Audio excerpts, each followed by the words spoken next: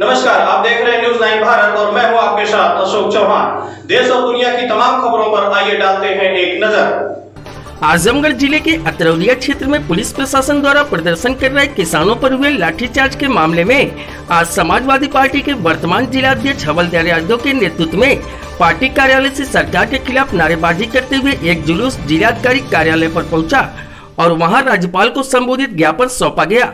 आपको बता दें कि आजमगढ़ जिले के अतरौलिया थाना क्षेत्र में मुआवजे की मांग को लेकर किसान आंदोलित हैं और वो प्रदर्शन कर रहे थे। भारी संख्या में पुलिस फोर्स व जिला प्रशासन के लोग मौके पर पहुंचे और प्रदर्शन कर रहे किसानों पर लाठीचार्ज कर दिया, जिसके विरोध में आज समाजवादी पार्टी के निवर्तमान जिला अध्यक्ष हवलदार यादव के नेतृत्व में समाजवादी पार्टी के कार्यकर्ता पार्टी कार्यालय से निकले और जिलाधिकारी कार्यालय जिलाधिकारी के माध्यम से राज्यपाल को संबोधित एक ज्ञापन सौंपा गया। हवलदार यादव ने कहा कि प्रदर्शन कर रहे किसानों पर पुलिस प्रशासन द्वारा जो लाठीचार्ज किया गया है उसके विरोध में समाजवादी पार्टी के द्वारा विरोध किया गया है। उन्होंने राज्यपाल को संबोधित ज्ञापन के माध्यम से दोषी लोगों के खिलाफ कार्रवाई की मांग की। Bureau report Amit Kharwar. एक मिनट जी, किस लिए जिलाधिकारी महोदय के आप आए हैं, क्या है पूरा मामला?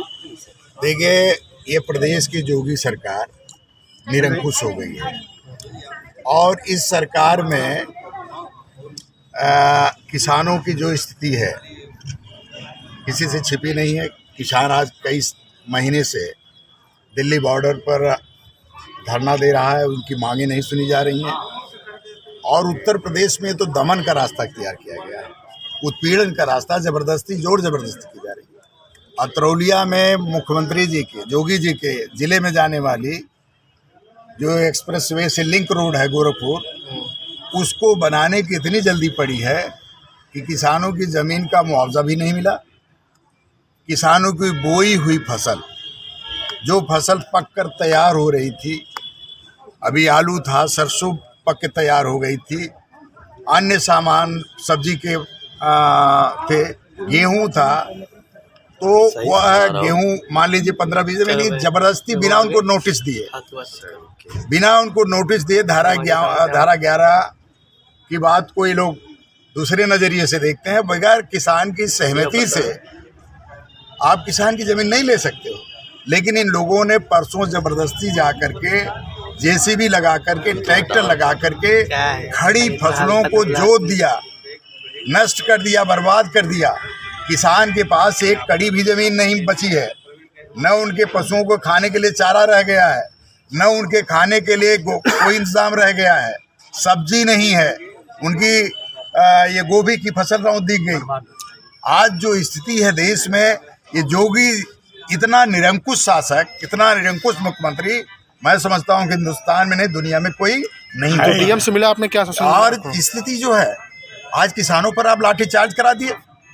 किसान अपनी बात कहने जाए उस पर लाठीचार्ज। इन्हीं किसानों की बदौलत आप मुख्यमंत्री हैं, इन्हीं किसानों की बदौलत ये अधिकारी वेतन ले रहे हैं, इन्हीं किसानों की बदौलत सारा हमारा खर्चा चल रहा, पेट भर रहा है, लेकिन इन्हीं किसानों पर ये अपनी बात कहने जाए तो लाठीचार्ज। ये निश्चित तौर पर ये अन्याय हो रहा है और ये अन्याय आने वाले दिनों में योगी जी को भुगतना पड़ेगा और इस प्रदेश में 2022 में उनको जनता नकार देगी। जिलाधिकारी से मिले, क्या आश्वासन मिला आपको? जिलाधिकारी ने कहा कि हम जांच कराएंगे, अगर अन्याय हुआ तो उसकी कार्रवाई करेंगे और उन्होंने कहा कि हम मुआवजा देंगे। हमने कहा मुआवजा उसी खेत में अखिलेश यादव की सरकार ने 14 लाख बिस्वा दिया और उसी खेत के आधे पोर्शन में योगी की सरकार 1,20,000 रुपये देने की बात कर रही है। तो सरकार इतना नियम यह है कि जिस खेत में आप उसके पहले का रेट लिए हैं, दिए हैं, उसी रेट से आपको सबको आप भुगतान करें। सरकार हमेशा किसानों की तमाम योजनाएं चलाती है, इनकी उसके बाद अनदेखा क्यों किया, इस तरह क्यों किया गया सरकार प्रशासन ने? अनदेखा जबरदस्ती योगी जी के सपनों का वो गोरखपुर का लिंक रोड है ना, वो आजमगढ़ में आज आप बजट देखे, यहाँ विश्वविद्यालय की घोषणा की गई थी, उस पर कोई आया? कोई बजट में कोई प्रावधान है? नहीं है। आजमगढ़ के लिए कोई प्रावधान नहीं। पूर्वांचल एक्सप्रेसवे तो उनकी मजबूरी है। अखिलेश यादव ने 70% 80% ज़मीनें खरीद लिया था, निर्माण शुरू हो गया था, उनकी मजबूरी है। लेकिन और कोई एक नया काम आजमगढ़ के परिवेश में, आजमगढ़ जिले में नहीं हो रहा है।